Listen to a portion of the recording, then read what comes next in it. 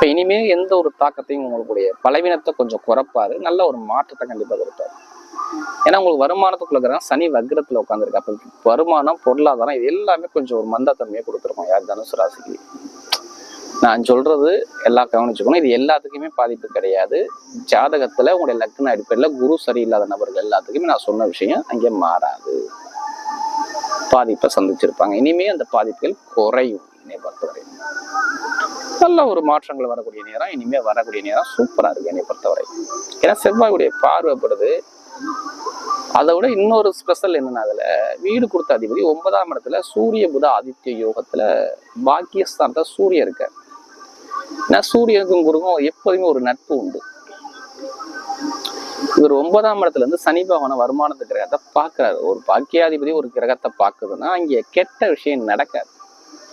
அப்ப நிறைய நல்ல விஷயத்தை தான் கொடுக்கணும்.